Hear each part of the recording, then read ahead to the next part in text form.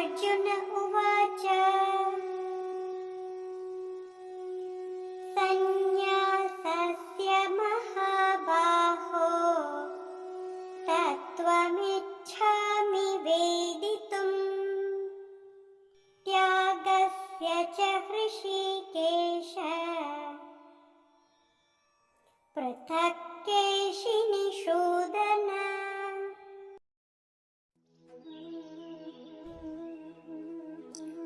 नमस्कार मित्रांनो, जय श्री कृष्ण। आज आपण ऐकणार आहोत गीतेचा अध्याय 18वा आणि शेवटचा अध्याय।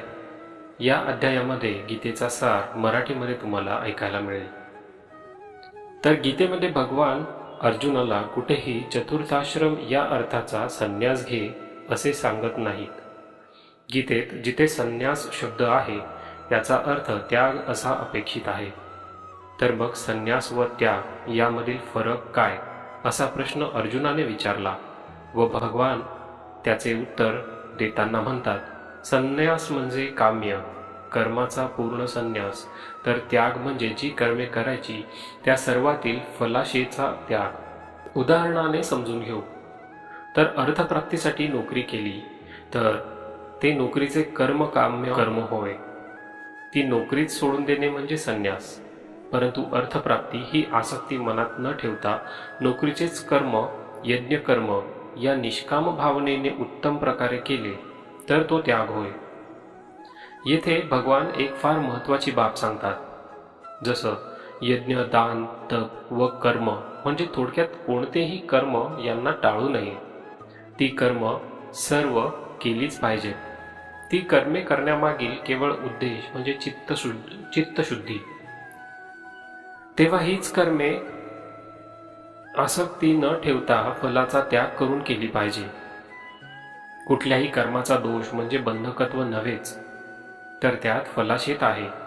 खरा त्याग म्हणजे ममत्वयुक्त फलाशेचा अर्थात अहंकार बुद्धीचा त्याग।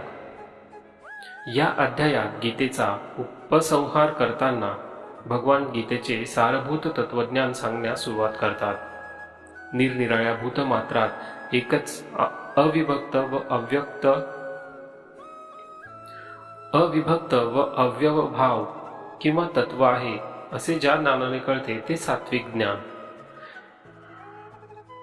या जगात मनुष्य जन्मात जे काही जाणायचे ते केवळ हेच, ज्याला आसक्ती नाही, जो मी माझे म्हणत नाही, कार्य पूर्णत्वाला जावो अथवा नाही, जो विकृत होत नाही, ज्याचा कर्म करण्यातील उत्साह कमी होत नाही, तो सात्विक करता होय। हे कर्म योग्य का अयोग्य, करावे की करू नये, कशास भ्यावे अथवा कशास भिवू नये, श्रेयस काय किंवा प्रेयस काय हे जी बुद्धी जाणते ती सात्विक बुद्धी होय।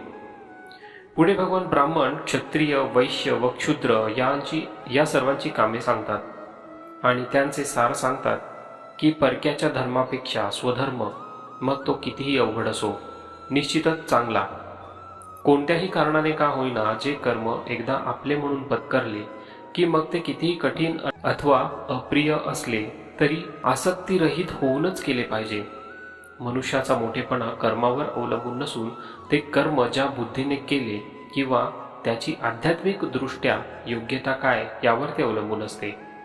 म्हणून हे मनुष्या, शुद्ध बुद्धीने युक्त होऊन धैर्याने आणि संयमन करून इंद्रिय विषयातील प्रीती व द्वेष सोडून एकांत प्रियतेने मितहारी बनून काया वाचा मन यांना ताब्यात ठेवून अहंकार बल दर्प काम क्रोध व परिग्रह यांचा त्याग करून निष्काम भावनेने सतत नियत कर्म उत्तम प्रकारे करत राहा। त्यामुळे तू ब्रह्मीभूत अवस्थेस प्राप्त होशील। मनाने सर्व कर्मे मला अर्पण कर, मत्परायण हो, बुद्धी योगाच्या सहाय्याने नेहमी माझ्या ठाई चित्त स्थिर ठेव। या जगात आपली इच्छा नसताना सुद्धा अनेक गोष्टी सतत आपल्याला कराव्या लागतात। अशा वेळी शहाणा मनुष्य आपली बुद्धी निर्मळ ठेवतो, सुख दुःख सारखेच मानतो आणि निष्कामपणे कर्मे करत राहतो, त्याच्या पाशात गुंतत नाही। जगातील सर्व व्यवहार परमेश्वर प्रत्येक मनुष्याच्या पूर्वकर्मानुसार करवून घेत असतो आणि म्हणूनच अहंकार आणि मीपणाची बुद्धी सोडून शहाण्याने आपल्या परमेश्वराच्या हवाली करावे. माझी दृढ भक्ती करून मतपरायण बुद्धीने स्वधर्माप्रमाणे प्राप्त झालेली कर्मे करत राहा. आसक्ती अहंकाराचा त्याग कर, यासच कर्मयोग म्हटले असून हेच गीता धर्माचे सार होय.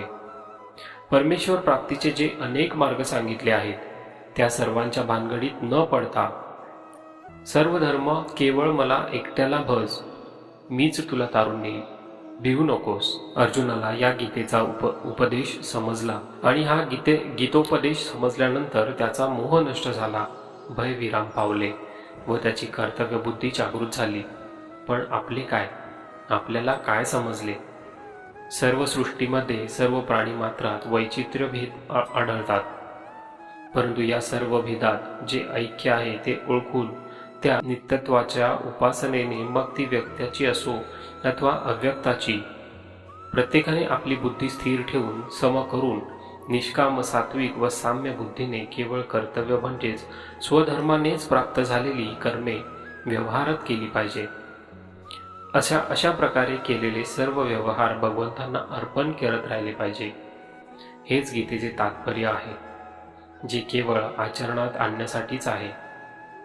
इति मोक्ष संन्यास योगो नाम 18 श्रीकृष्णार्पणमस्तु.